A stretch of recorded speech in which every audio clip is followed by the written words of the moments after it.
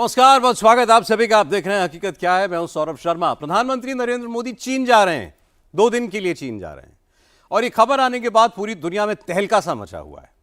America से लेकर पाकिस्तान और रूस तक चर्चा हो रही है कि नरेंद्र मोदी ने अचानक चीन का दौरा कैसे तय कर लिया।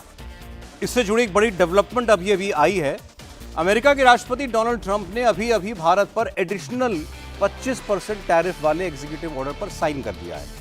इसका मतलब यह हुआ कि अब अमेरिका भारत पर 50% टैरिफ लगाने जा रहा है। अमेरिका ने भारत पर लगाए 25% एडिशनल टैरिफ को लेकर यह दलील दी है कि भारत रूस से तेल खरीदता है, इसलिए टैरिफ 25% से बढ़ाकर दूना 50% कर दिया गया।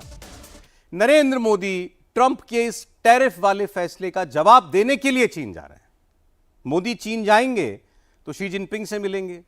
2019 के बाद जब चीन में मोदी और शी जिनपिंग की ये पहली मुलाकात होगी तो पूरी दुनिया में हेडलाइन बनेगी। इस मुलाकात से सबसे ज्यादा 2 मुल्क परेशान होंगे, एक अमेरिका और दूसरा पाकिस्तान। मोदी के चीन दौरे से ट्रंप को मिर्ची लगेगी और मुनीर को दिल का दौरा पड़ेगा और ये सब कुछ अगस्त के आखिरी हफ्ते में होगा। नरेंद्र मोदी ने बस थोड़ी देर पहले अभी ये कहा कि ये अगस्त क्रांति का महीना है और अभी तो अगस्त का पहला हफ्ता ही खत्म हुआ है, 3 हफ्ते बाकी हैं। तो क्या इन 3 हफ्तों में कुछ बड़ा होगा? इन 3 हफ्तों में क्या क्या क्रांति होने वाली है, आपको सब बताते हैं। क्या नरेंद्र मोदी कमजोर प्रधानमंत्री हैं, इसीलिए ट्रंप का नाम नहीं ले रहे हैं? क्या नरेंद्र मोदी के हाथ बंधे हुए हैं, इसीलिए ट्रंप की धमकी का जवाब नहीं दे रहे हैं? क्या नरेंद्र मोदी सवालों से डरते हैं, इसीलिए ट्रंप पर चुप रहते हैं? क्या नरेंद्र मोदी घबराए हुए हैं, इसीलिए कुछ नहीं बोल रहे हैं? कांग्रेस का इकोसिस्टम आज सुबह से ही ये एजेंडा चला रहा है, बार बार मोदी को कमजोर बता रहा है। एजेंडा भी ऐसा वैसा नहीं। कांग्रेस हर दूसरी लाइन में मोदी सिर्फ एक मुखौटा है, नरेंद्र मोदी कोई हवा नहीं है वाला पर्चा चिपका रही है। मोदी की फोटो लगाकर उसके नीचे कमजोर प्रधानमंत्री वाला नैरेटिव बनाकर कांग्रेस प्रधानमंत्री को टारगेट कर रही है। मोदी हिम्मत दिखाओ से लेकर डर क्यों रहे हो मोदी जी, हिम्मत दिखाओ, सामने आओ वाले पोस्टर्स कांग्रेस और कांग्रेस के नेता अलग अलग प्लेटफॉर्म्स पर फैला रहे हैं। मोदी पर इस कोऑर्डिनेटेड अटैक को कांग्रेस लीड कर रही है और इंडी अलायंस के बाकी पार्टनर्स उसे कवर फायर दे रहे हैं। घबरा क्यों रहे हैं? इतने दुर्बल हो गए हैं, पार्लियामेंट चला नहीं पा रहे हैं, ट्रंप जी का सामना नहीं कर पा रहे हैं, क्या हो गया है? वो किस बात से डर रहे हैं? विदेश नीति ही विदेश चली गई। हमें हर वक्त ट्रंप धमका रहे हैं और एक बार भी प्रधानमंत्री जी जवाब देने की बात नहीं कर रहे हैं। हमारे प्रधानमंत्री को चर्चा करने से डरते हैं। मोदी के सियासी दुश्मन प्रधानमंत्री पर जो आरोप लगा रहे हैं, क्या सच में वैसा ही है या माजरा कुछ और ही है? कांग्रेस के नेता अपनी टाइमलाइन पर एक बार नहीं, 2 बार नहीं, 7 बार मोदी चुप की सियासी लाइन चिपकाकर मोदी को डरा डरा दिखाकर सरासर झूठ फैला रहे हैं। मोदी के सियासी दुश्मन पहले हिंदी में प्रधानमंत्री को कमजोर बताते हैं, फिर अंग्रेजी में वही लाइन दोहराते हैं, मोदी को वीक बताते हैं। राहुल अपने पोस्ट में यह फैलाते हैं कि मोदी ट्रंप के सामने खड़े नहीं हो सकते, मोदी के हाथ बंधे हुए हैं। कांग्रेस की टाइमलाइन पर चले जाइए, कुछ मिले ना मिले अलग अलग खिड़कियों में ट्रंप के दर्शन हो ही जाएंगे। कांग्रेस के न्यूज़लेटर में मोदी और ट्रंप का जिक्र मिल ही जाएगा, राहुल का मोदी को दिया चैलेंज दिख ही जाएगा। मगर जो कांग्रेस पार्टी ट्रंप का नाम ले लेकर इतना शोर मचा रही है, मोदी के खिलाफ माहौल बना रही है, अब उस कांग्रेस पार्टी के लिए, उस एनडी अलायंस के लिए आज एक बुरी खबर आ गई। प्रधानमंत्री के पॉलिटिकल दुश्मन उन्हें कमजोर बता रहे हैं, जबकि पूरी दुनिया नरेंद्र मोदी का लोहा मान रही है। ग्लोबल लीडर्स की जो लेटेस्ट अप्रूवल रेटिंग आई है उसमें मोदी जी का ग्राफ आपके सामने है। 75% की अप्रूवल रेटिंग के साथ मोदी टॉप पोजीशन पर बने हुए हैं, जबकि मोदी विरोधियों के फेवरेट ट्रंप टॉप 5 से भी बाहर हो गए हैं और 44% की अप्रूवल रेटिंग के साथ 8वें पायदान पर खिसक गए हैं। अमेरिका की टैरिफ वाली धमकी के बाद नरेंद्र मोदी निर्णायक डिसीजन मेकिंग और मजबूत लीडरशिप के मामले में क्या क्या कड़े फैसले ले रहे हैं और कैसे अपने सियासी दुश्मनों के साथ साथ ट्रंप की बोलती बंद कर रहे हैं, इसकी फुल डिटेल बस थोड़ी देर में आपको देंगे। मगर उससे पहले आपको यह दिखाते हैं कि व्हाइट हाउस की छत पर खड़े होकर कैमरे के सामने डांस करने वाले अमेरिकी राष्ट्रपति ट्रंप की खुद उन्हीं के मुल्क में कितनी खस्ता हालत हो रखी है। डोमेस्टिक अप्रूवल रेटिंग के मामले में नरेंद्र मोदी इस वक्त भी 68% पर हैं, जबकि इसी पैमाने पर अमेरिका के डोनाल्ड ट्रंप की अप्रूवल रेटिंग 41% पर है। अमेरिका के 57% लोग ट्रंप को डिसअप्रूव कर रहे हैं। यानी मोदी से कंपेयर करें तो मोदी ने डोमेस्टिकली भी अप्रूवल रेटिंग के मामले में ट्रंप पर 27% की लीड ले रखी है। अमेरिका में हुए गैलप के दूसरे सर्वे में पता चला कि जुलाई का महीना खत्म होने तक ट्रंप की अप्रूवल रेटिंग 37% पर जा खिसकी। इस लिहाज से ट्रंप पर मोदी ने 31% अप्रूवल रेटिंग की लीड ले रखी है। यानी अमेरिका में ट्रंप की लोकप्रियता घटती जा रही है, भारत में मोदी की लोकप्रियता बढ़ती जा रही है।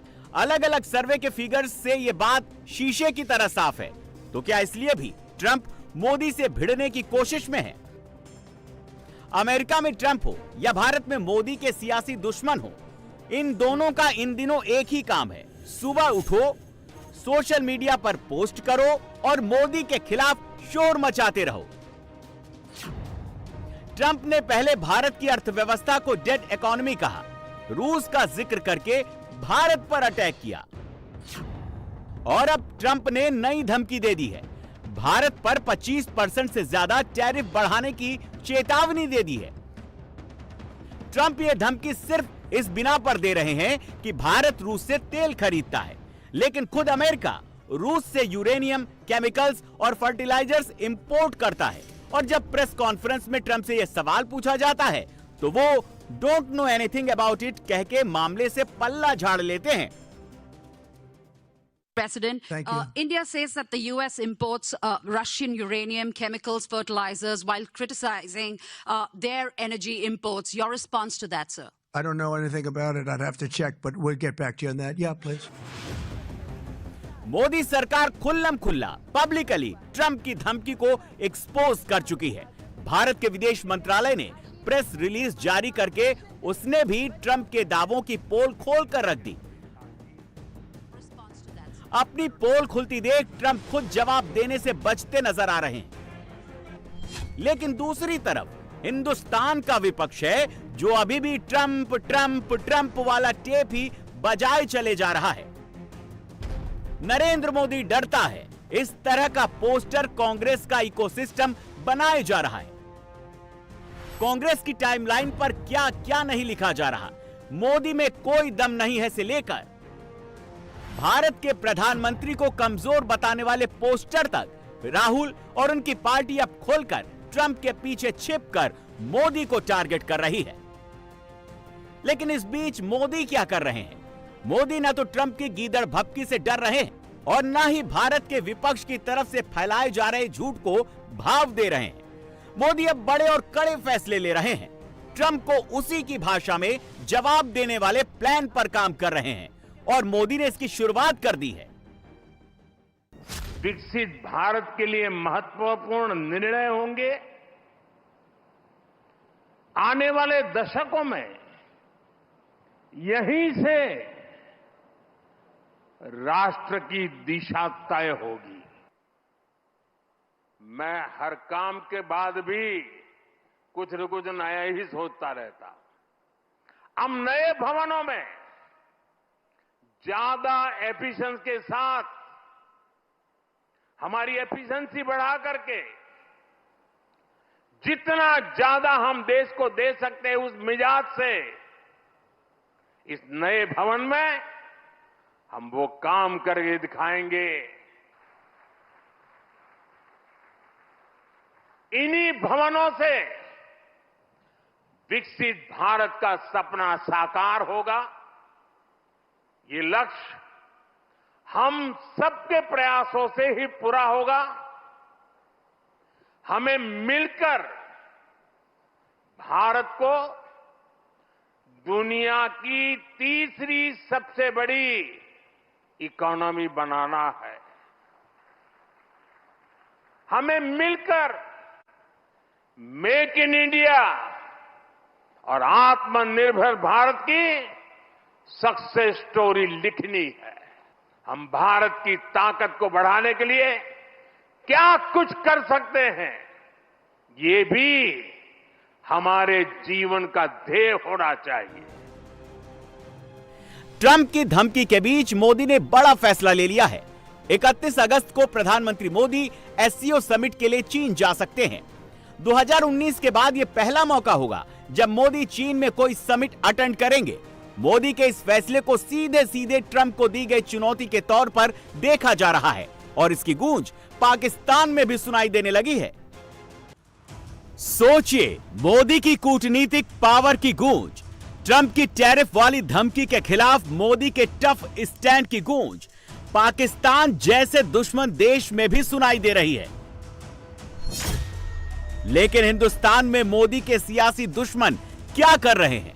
वो मोदी पर आधारित आपत्तिजनक कार्टून बनाकर सोशल मीडिया पर फैला रहे हैं। कांग्रेस की सोशल मीडिया को लीड करने वाली और राहुल गांधी की करीबी Supriya Shrinate Modi is a weak prime minister वाले मैसेज के साथ हिंदुस्तान के प्रधानमंत्री के हाथ बंधे हुए दिखा रही हैं। कांग्रेस के हर नेता के पास मोदी पर बनाया गया यही पोस्टर पहुंचता है और हर कोई अपने अपने तरीके से उसमें नमक मिर्च लगाकर मोदी के खिलाफ प्रोपेगेंडा शुरू कर देता है। यह कांग्रेस का वही इकोसिस्टम है जो 90 से ज्यादा चुनाव हारने वाले राहुल को अपना हीरो मानता है और लगातार तीसरी बार जनता के आशीर्वाद से चुनकर आने वाले नरेंद्र मोदी के काम को जीरो बताता है। यह कुछ और नहीं, शुद्ध रूप से मोदी के खिलाफ वो नफरत है जिसकी खेती मोदी के सियासी दुश्मन 2014 से ही किए जा रहे हैं, लेकिन उसमें कामयाब कोई नहीं हो पा रहा। रही बात मोदी की, तो वो इन सब चीजों की परवाह किए बगैर हर रोज हिंदुस्तान के हर दुश्मन के खिलाफ नई नई डिप्लोमेटिक स्ट्राइक कर रहे हैं। अगस्त के आखिर में एससीओ समिट के लिए चीन जाने का फैसला ट्रंप की धमकी के खिलाफ मोदी की पहली स्ट्राइक है और ट्रंप ने जिस रूस का जिक्र करके भारत को घेरने की कोशिश की, मोदी ने उसकी भी काट ढूंढ ली। बस कुछ घंटों बाद एनएसए डोवल रूस में कई इंपॉर्टेंट मीटिंग्स करने वाले हैं और डोवल के रूस दौरे की टाइमिंग इसलिए भी इंपॉर्टेंट है क्योंकि आज ही मॉस्को में अमेरिकी राष्ट्रपति के स्पेशल एनवॉय स्टीव विटकॉफ की पुतिन से मुलाकात हुई है। यह मुलाकात 3 घंटे तक चली। इसके बाद ट्रंप टैरिफ पर कोई नई धमकी दे सकते हैं और उस धमकी के काउंटर के लिए मोदी ने पहले ही एनएसए डोवल को काम पर लगा दिया है। मोदी की इस अग्रेसिव विदेश नीति को कांग्रेस का इकोसिस्टम समझ नहीं पा रहा, लेकिन पाकिस्तानी खुलकर मोदी के टफ स्टैंड की तारीफ कर रहे हैं। कैमरे पर आकर कह रहे हैं ट्रंप ने मोदी से पंगा ले लिया है, मोदी छोड़ने वाला नहीं है। और इस न्यू वर्ल्ड ऑर्डर का क्लाइमैक्स बस कुछ दिनों बाद चीन में दिखेगा, जब एससीओ समिट में मोदी, जिनपिंग और पुतिन एक फ्रेम में नजर आएंगे और ट्रंप कुछ नहीं कर पाएंगे। राहुल और उनकी पार्टी भले ही नरेंद्र मोदी को कमजोर बताए, हिंदी और अंग्रेजी में दिन रात भले ही कमजोर प्रधानमंत्री, वीक प्राइम मिनिस्टर वाला एजेंडा चलाए, लेकिन यह भी एक फैक्ट है कि राहुल हो या इंडिया अलायंस हो, वो मोदी से जीत नहीं सकते। विपक्ष मोदी पर जितना कीचड़ उछालेगा, मोदी उतनी ताकत से आगे बढ़ेंगे। और अब मोदी की इस ताकत पर एक और सर्वे आ गया है। संसद में ऑपरेशन सिंदूर पर हुई चर्चा में देश की जनता ने मोदी को फुल मार्क्स दे दिए हैं, राहुल को आईना दिखा दिया है। इस सर्वे में करीब 44% लोगों ने माना कि ऑपरेशन सिंदूर पर हुई चर्चा में मोदी सरकार का परफॉर्मेंस बेहतर था, मोदी को अपर हैंड था। इसी सर्वे में 48% पुरुषों ने मोदी सरकार की परफॉर्मेंस को अच्छा बताया। सर्वे में 35 साल से ऊपर के 52% लोगों ने मोदी को फुल मार्क्स दिया है। सर्वे में ऑपरेशन सिंदूर पर बेस्ट स्पीकर के तौर पर 34% लोगों ने नरेंद्र मोदी को चुना। सिर्फ 27% ने राहुल गांधी और 12% ने प्रियंका गांधी को बेस्ट स्पीकर के तौर पर सेलेक्ट किया। यानी मोदी ने यहां भी राहुल पर लीड ले रखी है। और नरेंद्र मोदी के इस पावर शो का ही नतीजा है कि अब पाकिस्तान में बैठा इकोसिस्टम भी यही रिपीट कर रहा है कि मोदी के सामने सरेंडर करने में ही फायदा है, भारत से लड़ने पर भारी घाटा है। उत्तराखंड में आई महातबाही के बाद वहां रेस्क्यू ऑपरेशन चल रहा है। पहले उससे जुड़ी मैं हर खबर आपको बता देता हूं। राहत की पहली खबर यह कि अब तक 400 लोगों को बचाया जा चुका है। 100 से ज्यादा लोग अभी भी फंसे हैं। हर्षिल से लापता हुए सेना के 11 जवानों को भी रेस्क्यू कर लिया गया है। एक खबर परेशान करने वाली, क्योंकि उत्तराखंड में अभी भी लगातार बारिश हो रही है, मौसम बहुत ज्यादा खराब है, सड़कें लैंडस्लाइड की वजह से टूट चुकी हैं, तो रेस्क्यू टीमों का पहुंचना मुश्किल हो गया है। अभी तक कोई भी मशीन, हैवी मशीनरी रेस्क्यू के लिए नहीं पहुंच पाई है। और तीसरी और सबसे ज्यादा परेशान करने वाली खबर यह है कि धराली गांव में अभी भी मलबा बहकर आ रहा है, मतलब लोगों पर खतरा अभी भी बना हुआ है। मौसम विभाग ने अगले 18 घंटों के लिए अलर्ट जारी किया है, मतलब फिर बरसात हो सकती है और ज्यादा मलबा बहकर पहाड़ों से नीचे आ सकता है। खबर यह भी है कि उत्तराखंड में बादल उतने नहीं फटे जितने ग्लेशियर फट रहे हैं, और ये कभी भी बड़ी तबाही मचा सकते हैं। बाकी तमाम बातें जो आप जानना चाहते हैं वो इस रिपोर्ट में देखिए। 34 सेकंड में तबाही मच गई।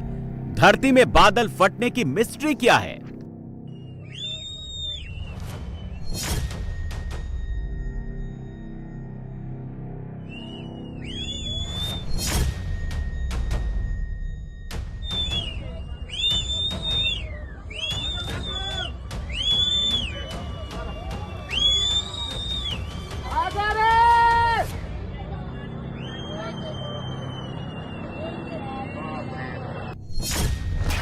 चौंतीस सेकंड में आर्मी कैंप बह गया।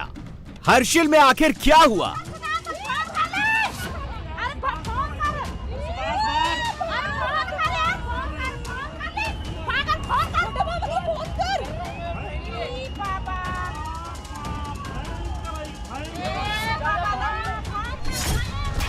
चौंतीस सेकंड में सुखी टॉप डूब गया। क्या एक साथ 3 जगह बादल फटे?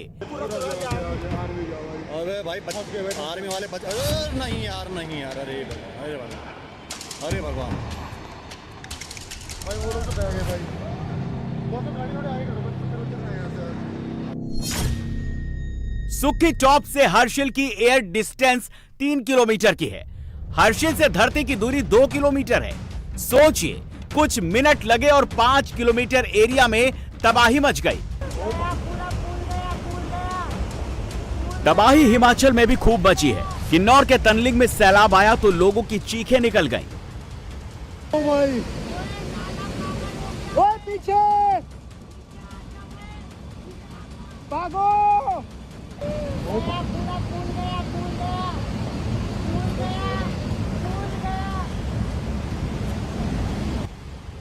100 की स्पीड से सैलाब आया। लाखों लीटर पानी का एक साथ प्रहार हुआ।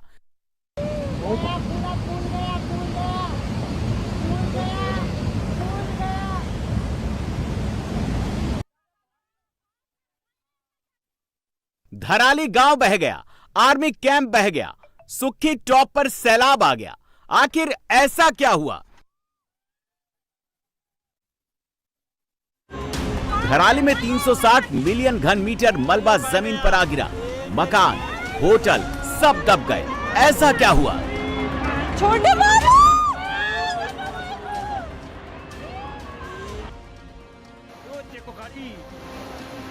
आदमी पूरा भरा हुआ है। आदमी है, इसमें आदमी है। सुखी टॉप धराली से हर्षिल तक क्या वाकई बादल फटा या फिर कुछ और हुआ? ये देखो, ये सब मलबा, ये सब सुक्की टॉप से लेकर धराली तक क्या झील टूटने से तबाही मची या कोई और मिस्ट्री है? बहुत बुरा हाल हो गया है। बहुत हमारे बंदे बैठ चुके हैं। धराली, हर्षिल और सुक्की टॉप इलाके में 48 घंटे से बारिश हो रही है।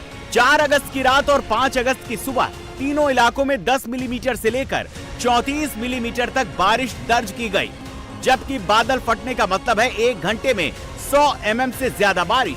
लेकिन इतनी बारिश इस इलाके में 48 घंटे में नहीं हुई। क्लाउड बर्स्ट के लिए जो पैरामीटर सेट किए गए हैं उसका 10वां हिस्सा भी बारिश नहीं हुई।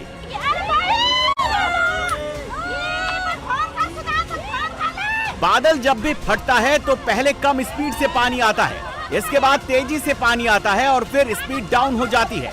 लेकिन धराली में ऐसा कुछ नहीं हुआ।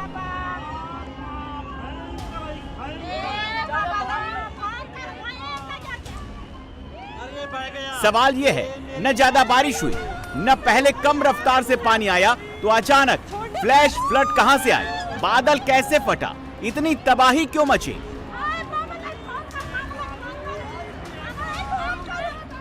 मामा चलेगा सेफ जगह, सेफ है।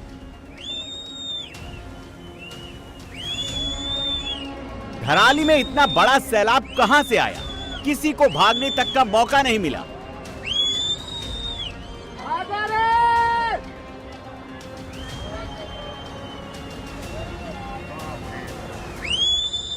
बहुत ही ज्यादा भी जो की परिस्थिति हो गई है।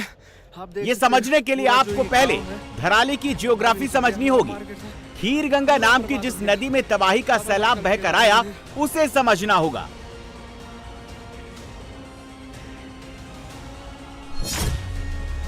धराली गांव हिमालय की गोद में बसा छोटा सा गांव है जो खीर गंगा नदी के दोनों ओर बसा है। इसके पास ही भगीरथी नदी बहती है। 900 की आबादी वाला गांव कुल 164 हेक्टेयर में फैला हुआ है। धराली के पास 12,600 फीट ऊंचे पहाड़ हैं।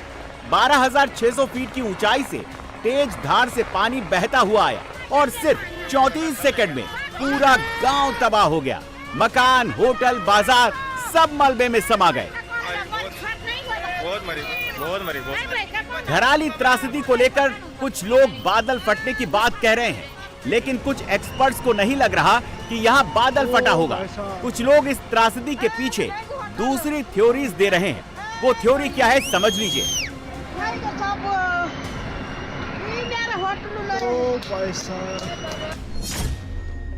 धराली गांव के पास पहाड़ की चोटियों में 7 ताल यानी झील है। ये झील सिर्फ बर्फ से ढके माउंट श्रीकंठ इलाके में है। इन 7 तालों से ही खीर गंगा नदी का उद्गम होता है, जिसे लोकल लैंग्वेज में क्षीर गंगा भी कहते हैं। खीर गंगा जो है वो 4000 मीटर से भी अधिक ऊंचाई से निकलती है और फिर भागीरथी में मिलती है। तो खीर गंगा का इसका जो उद्गम स्थल है वो पूरा यहाँ पर ये दिखाई दे रहा है आपको। ये पूरा उद्गम स्थल जो है बर्फीला है, बर्फ से ढका हुआ है। और यहाँ पर छोटे छोटे यहाँ पर ये दिखाई दे रहे हैं, ये ग्लेशियर हैं। ये ग्लेशियर हैं, छोटे छोटे ग्लेशियर हैं, बहुत बड़े ग्लेशियर नहीं है। और ये जगह जगह ग्लेशियर है।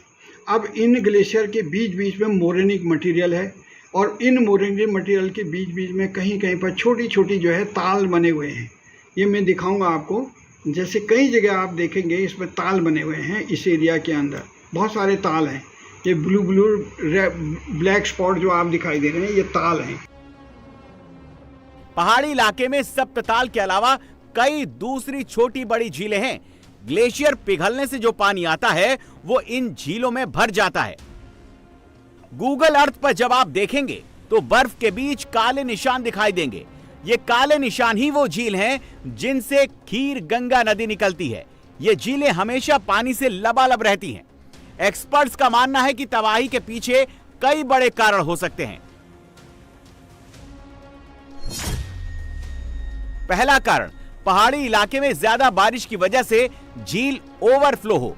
दूसरा कारण, ज्यादा बर्फ पिघलने के कारण झील पर पानी का दबाव बढ़ गया हो। ऐसा हो सकता है कि ज्यादा पानी की वजह से कोई झील टूटी हो और उसका पानी मिलने की वजह से कई सारी झील टूटती चली गई हो। ये देखो, ये पूरा इसका ऊपरी भाग है, इसका ढाल कितना तीव्र है, इसका ग्रेडियंट बहुत हाई है नदी का।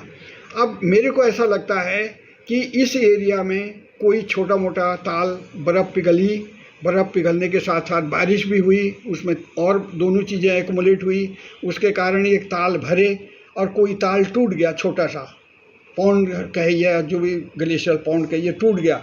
उसने आगे वाले ताल को और पुश किया होगा और उसके बाद और भी ताल टूटे होंगे, छोटे मोटे गड्ढे मड्ढे भरे होंगे, वो टूटे। और उसके टूटने के बाद क्या है कि बहुत तेज़ी से वो मलबा, वो पानी जो है अकुमुलेट जब हुआ तो उस अकुमुलेशन में ये जो ग्लेशिएटेड मटेरियल है, लूज मटेरियल है, ये बोल्डर हैं, पेबल्स हैं, ग्रेवल्स हैं, ये मटेरियल, लूज मटेरियल जो है वो पानी उसको तेज़ बहा करके इस तीव्र ढाल वाले ग्रेडियंट वाले नदी में बहाते हुए लाया। ये देख रहे हैं आप कितना तीव्र ढाल है और कितना फोर्स रहा होगा इसका, आप कल्पना कर सकते हैं कि कितना बड़ा फोर्स रहा होगा।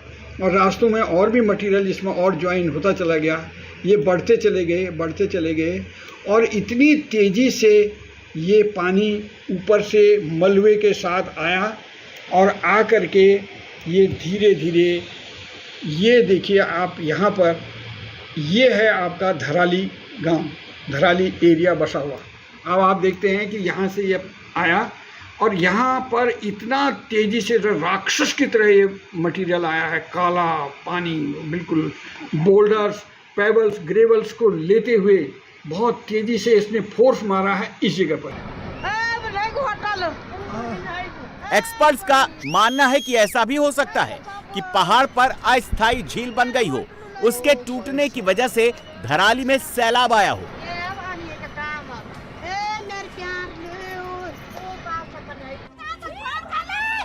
इस लॉजिक के पीछे की वजह आपको फ्लैश फ्लड में नजर आएगी। ध्यान से देखिए, धराली में जो पानी आया वो काले रंग का है, लेकिन धराली में जो मलबा जमा है वो सलेटी रंग का है। एक्सपर्ट्स का मानना है कि ऐसा पानी और मलबा तभी होता है जब कोई जमी हुई चट्टान टूटी हो।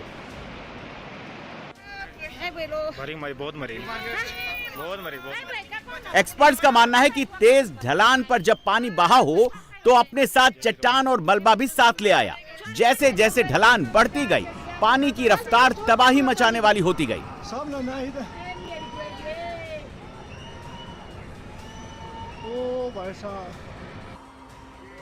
ऐसा ही केदारनाथ में हुआ था। 2013 में चोराबाटी लेक टूटने की वजह से वहां भी तेज रफ्तार से पानी आया था और तबाही मच गई थी।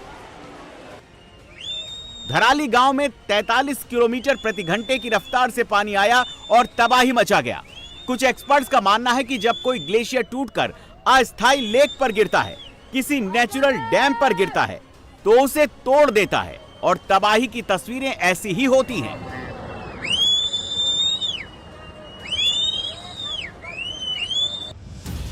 धराली हर्षिल सुक्की टॉप पर तबाही की सेकंड स्टोरी बादल फटने की है। कुछ एक्सपर्ट्स का मानना है कि तबाही के सैलाब के पीछे बादल फाड़ आफत ही है, इसके अलावा कुछ नहीं। स्टोरी नंबर 2 यह है कि पहाड़ पर जोरदार बारिश हुई, बादल फटा और फिर तबाही का सैलाब सुक्की टॉप से लेकर हर्षिल और धराली तक जा पहुंचा।